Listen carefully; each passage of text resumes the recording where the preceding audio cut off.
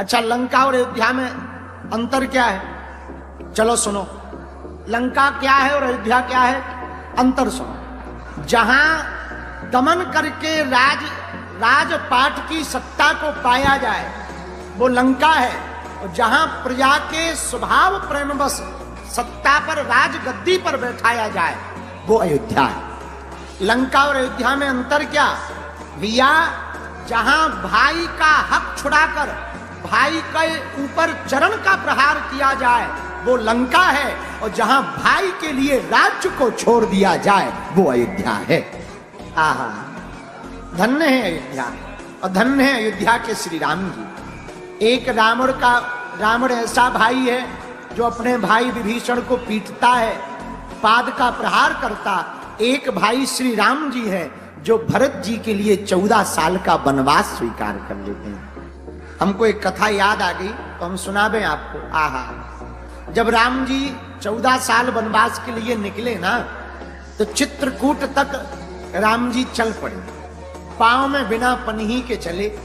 रघुनाथ जी के सब संतों ने दर्शन किए, और जब रघुनाथ जी चित्रकूट पहुंच गए तो वन देवी को बुलाया और कहा इधर आओ। जी महाराज, वन देवी से कहा सुनो, जिस रास्ते से हम आए हैं ना, उस रास्ते में जितने कांटे हैं, अगर तुम हमारी बात मानो तो सभी कांटों को एक तरफ कर देना। जितने कंकीड़े पत्थर हैं, बड़े नुकीले पत्थर हैं, उनको तुम एक तरफ कर देना। अगर इतनी बात हमारी बनदेवी तुम मान लो तो हम तुम्हारा कभी उपकार नहीं भूलेंगे। तो बनदेवी ने हाथ जोड़ के कहा महाराज, आप तो आ गए हो, अब आपको तो लौट के जाना नहीं है। फिर अब जब आप रास्ता तय करके आ गए तो अब रास्ते के कांटों को हटवाना क्यों चाहते हो? राम जी बोले, देवी, हे बनदेवी, उसी रास्ते से हमारा भाई भरत आने वाला है। तो बनदेवी ने कहा महाराज, अच्छा आप अपने भाई से इतना प्रेम करते हो कि उसको कांटे ना लग जाए, उसको चोट ना लग जाए, इसलिए आप ऐसा कह रहे हो। राम जी बोले, देवी वो बात तो ठीक है कि उसको कांटे ना लग जाए, पर एक और बात है। बोले क्या? बोले अगर भरत को कोई कांटा लगेगा तो भरत और दुखी होगा कि हमारे प्रभु को ये भयंकर जोर जोर से कांटे लगे। इसलिए कृपा करके रास्तों के सभी कांटों को दूर कर देना। ये अयोध्या। क्या अयोध्या है? भाई भाई के लिए जीवन को त्याग देते, पद को त्याग देते, सम्मान को त्याग देते। और लंका क्या है? भाई की संपत्ति को छुड़ा लेना। ये लंका है। लंका में और अयोध्या में तीसरा अंतर बड़ा प्यारा है। हनुमान जी जब लंका में जाते हैं तो माता जानकी जी के सामने खड़े होते हैं। सामने में बाघ को देख करके भूख लगती तो माता जानकी जी से कहते हैं, माँ हमें भूख लगी है, हम वहां पर जाकर के कुछ फल खा लें। तो माँ जानकी कहती है, बेटा पूरे रखवारे यहाँ पर बहुत बाघ के माली रहते हैं, बहुत रक्षक रहते हैं, खूब रखवाली करने वाले रहते हैं। कितनी विचित्र है लंका। फलों पर रोक है, उसके लिए रक्षक रख रखे हैं, पर गंदे खाने पर कोई रोक नहीं है। मेरे प्रियजनों, जिस घर में फलाहार पर रोक हो, गंदा खाना खाया जाए, समझना वही लंका है। और जहां पर गंदे खाने का परित्याग किया जाए और सात्विक आहार को स्वीकार किया जाए, समझ लेना यही अयोध्या है। तो लंका में और अयोध्या में चौथा अंतर बड़ा प्यारा बता रहे। सुनो, लंका क्या है, अयोध्या क्या है? जहां पर स्त्री का हरण करके रखा जाए वो लंका है, और जहां दूसरे की स्त्री का सम्मान मातृत्व भाव में दिया जाए यही अयोध्या है। धन्य है राम जी। राम जी का चरित्र बड़ा धन्य है। जरा सुनना, राम जी कितने चरित्रवान है। जब रावण मर गया, युद्ध हो गया, राम जी के चरित्र के बारे में सुनना। रावण मर गया, युद्ध हो गया, चांदनी रात थी, युद्ध करके राम जी थके हुए शिला पर बैठे। इतने में एक पीछे से परछाई आई, और परछाई को राम जी ने गौर से देखा तो राम जी पहचान गए ये कोई स्त्री है। तो राम जी खड़े हुए, परछाई को देखकर खड़े हुए।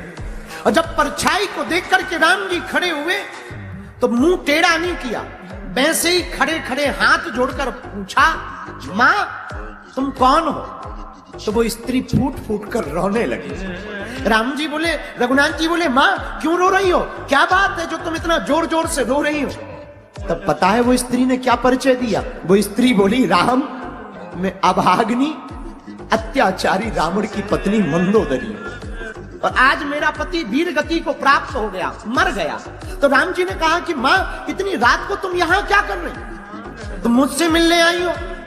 मंदोदरी कहती है, राम मैं देखने आई थी कि वो राम कौन है जिसने इतने बलशाली वीर प्रतापी मेरे पति का वध किया, और मैं देखने आई थी कि उस राम में ऐसा क्या है जो मेरे पति में नहीं था, और मेरा पति हार गया और वो राम जीत गया। तो राम हाथ जोड़कर कहते, मां बताओ मुझ में ऐसा तुमने क्या देखा जो तुम्हारे पति में नहीं था, और मैं जीत गया और तुम्हारा पति हार गया। पता है मंदोदरी ने क्या कहा, बोले, राम मैंने बहुत कुछ देखा।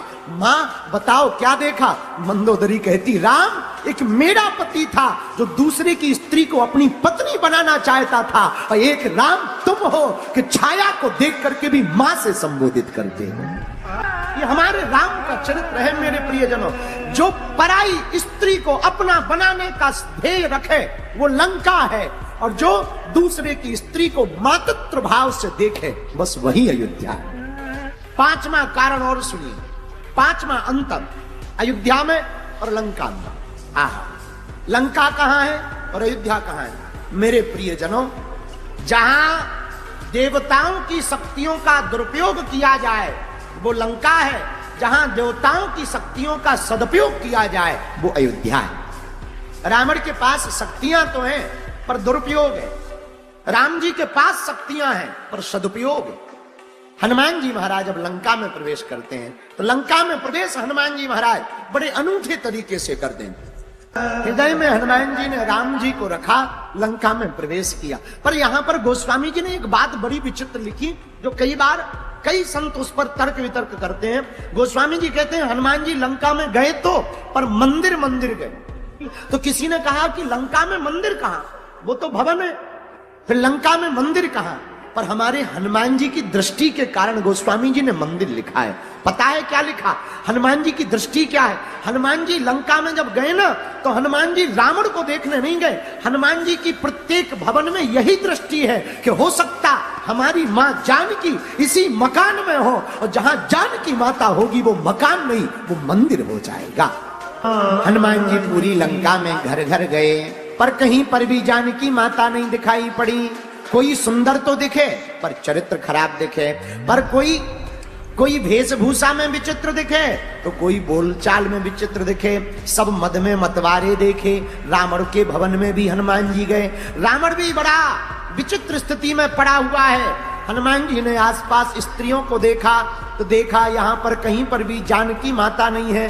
कहीं पर जब जानकी माता नहीं दिखाई पड़ी तब हनुमान जी खोज करते हैं। आहा, किसकी खोज करते, यहां कोई भगवत भक्त मिल जाए वही जानकी माता का पता बतला सकते। पर लंका में कौन होगा, लेकिन भक्त का परिचय कैसे होगा। हनुमान जी जैसे ही लंका में घूमने लगे तो एक मकान दिखाई पड़ा। हनुमान जी ने तुलसी के पौधे को देखा, दरवाजे पर राम जी का आयुध बना हुआ, त्रिशूल बना हुआ, एक तरफ रा लिखा, दूसरी तरफ मां दिखा। ओहो, अरे लगता है ये तो किसी वैष्णव का घर है, किसी भगवत भक्त का घर है, किसी ठाकुर राम जी के प्यारे का घर है। यहां रहता कौन है। हनुमान जी खुद सोच रहे, अरे ये तो निशाचरों की नगरी है, यहाँ सज्जनों का वास कौन सा, यहाँ कौन होगा। विभीषण जी जग गए, भक्त की पहचान क्या भाई। कई लोगों के मकान के बाहर तो लिखा रहता है अतिथि देवो भव शुभ लाभ, पर भीतर चलती हैं गाली गलो। हाँ, ऐसे लोगों से भी सावधान रहना। ऐसे लोग भी बड़े विचित्र रहते हैं तो उनके बाहर तो तुम्हें देखेंगे राम राम राम राम राम, भीतर कसाई जैसे काम। इसीलिए हनुमान जी महाराज भक्त का परिचय कैसे लेते, पहले दरवाजा देखते, मकान तो राम जी का है लेकिन जो रहने वाला है वो राम जी का है कि नहीं, इसका परिचय क्या होगा। जैसे ही भक्त जगता है तो क्या करता, जो विभीषण जी ने किया, राम राम राम राम राम राम राम राम राम राम कहा, हे राम। हनुमान जी आहा, दरवाजे पर भी लिखा है, अंदर जो भगत जी हैं वो भी राम राम कह रहे हैं, पर हनुमान जी भी राम राम राम राम राम। अब विभीषण जी ने सोचा कि लंका में तो आज तक ये हमने सुना ही नहीं, ये रिटर्न आवाज कहां से आ रही है? लगता है कोई यात्री है, भूल गया, इसको चुप करा दे वरना ये मारा जाएगा। क्योंकि रावण को एक ही दिक्कत है, राम से बोलो सीताराम। जैसे ही विभीषण जी बाहर आए, विभीषण जी को देख करके ब्राह्मण का भेष हनुमान जी ने धारण कर लिया। हनुमान जी ने पूछा कौन हो भैया तुम? हनुमान जी से विभीषण जी बोले आप बताओ आप कौन हो? हमें आपको देखकर कुछ अच्छा लग रहा, आप हमको बहुत प्रिय लग रहे, आप हमें अपना परिचय दो। हनुमान जी ने अपना परिचय दिया पर नाम बाद में बतलाया। पहले क्या बताया? कितनी अद्भुत बात मेरे प्रिय जनों, हनुमान जी ने नाम अपना बाद में बताया, पहले राम जी का परिचय दिया। ये सेवक के लक्षण है। सेवक को पहले स्वामी का पता बताना चाहिए, शिष्य को पहले गुरु का पता बताना चाहिए, पुत्र को पहले पिता का पता बताना चाहिए। यही हनुमान जी महाराज ने किया। कितना अद्भुत संकेत है। क्या? हमारा परिचय नहीं, पहले हम जिनके हैं उनका परिचय। आहा, हनुमान जी का परिचय पाकर के विभीषण जी की आंखों में आंसू आ गए और हाथ जोड़ करके बोले जैसे दांतों के बीच में जीभ है वैसे ही हम हैं। अच्छा, जीभ कैसी है?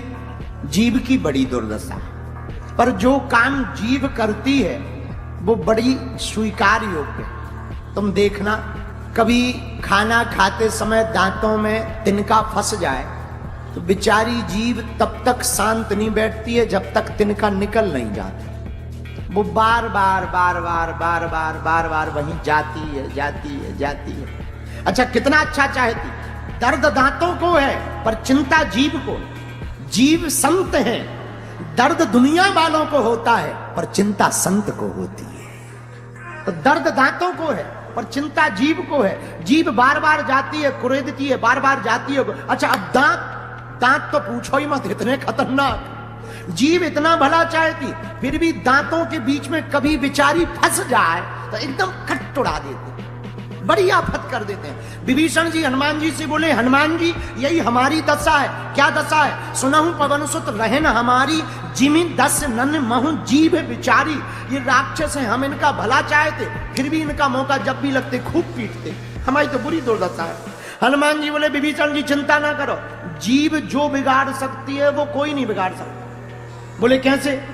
बोले जीभ थोड़ा सा भी मजबूत आदमी को गाली बक दे 3200 फूट जाएंगे। जीभ जो बिगाड़ सकती है दांतों का कोई नहीं बिगाड़ सकता है, और जीभ का ही पूरा खेल है। और बात भी सही है। हनुमान जी बोले विभीषण चिंता ना करो, कुछ दिन में डॉक्टर साहब आने वाले हैं लंका में, तुम तो इशारा करके रखते जाना। बात भी सही है, जब भी दांत में दर्द होता है तब जीभ ही बताती है कि ये वाला है वो। तो डॉक्टर क्या करता? संसी लेकर के निकाल फेंक देता है। उसी प्रकार हनुमान जी ने विभीषण जी से कहा चिंता मत करो, राम रूपी डॉक्टर लंका में आने वाले हैं, तुम तो इशारा करके बताते जाना, एक एक करके सब राक्षसों को निकाल दिया जाएगा।